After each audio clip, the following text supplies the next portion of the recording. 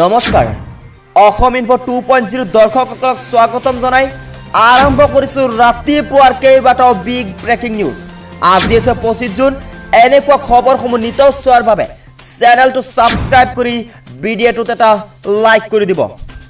প্ৰথমতে ৰাজ্যৰ নিবনুৱা ছাত্ৰ-ছাত্ৰীসকলৰ বাবে ৰাজ্যৰ নিবনুৱাসকলৰ বাবে আহি পৰিছে এই মুহূৰ্তত এটি বিগ ব্ৰেকিং নিউজ।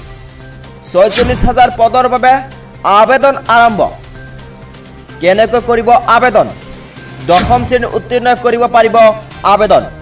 আজিৰ পৰা ৰাজ্যত আৰম্ভ হ'ল ৪৬,০০০ পদৰ বাবে আবেদন।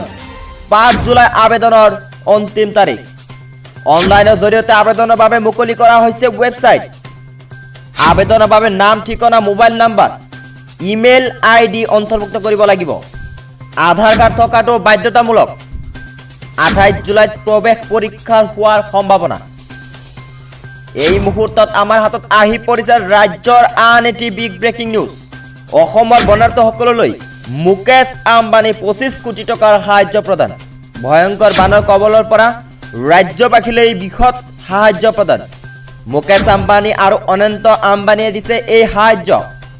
মুখ্যমন্ত্ৰী হিমন্ত বিশ্ব শৰ্মাই টুইট যোগে ঘোষণা কৰিছে সাহায্য লাভৰ কথা। এই মুহূৰ্তত আমাৰ হাতত আহি পৰিছে আন এটি গুৰুত্বপূৰ্ণ খবৰ। পুলিচেও এতিয়া মানিব লাগিব আইন। পুলিচৰ বাবে বেলেগ আইন নাই। পুলিচেও সকলো নিয়ম মানিব লাগিব। পুলিচে নিজে হেলমেট নিপিন্ধি বেলেগৰ ফাইন কাটে। আৰক্ষীয়েও যান বাহন আইন সম্পূৰ্ণৰূপে মানিব লাগিব। পুলিচো ৰাইজৰ মাজৰে এজন। পুলিচৰ বাবে বিশেষ কোনো আইন নাথাকে। এনেদৰে নিয়ম ভংগকাৰী পুলিচলৈ ডিজিপি ভাস্কৰ জ্যোতি মহন্তৰ সতৰ্কবাণী। এই মুহূৰ্তত আমাৰ হাতত আহি পৰিছে ৰাজ্যৰ এটি বিগ ব্ৰেকিং নিউজ। হঠাৎ বিজেপি ত্যাগ কৰিলে সত্যৰঞ্জন বৰাই। বিজেপিৰ প্ৰাথমিক সদস্যৰ পৰাও পদত্যাগ। কিয় বিজেপিৰ প্ৰতি মোহভংগ ঘটিল সত্যৰঞ্জন বৰাৰ? বিজেপি ত্যাগ কৰাৰ কথা ফেচবুকত আনুষ্ঠানিকভাৱে জনালে সত্যৰঞ্জন বৰাই।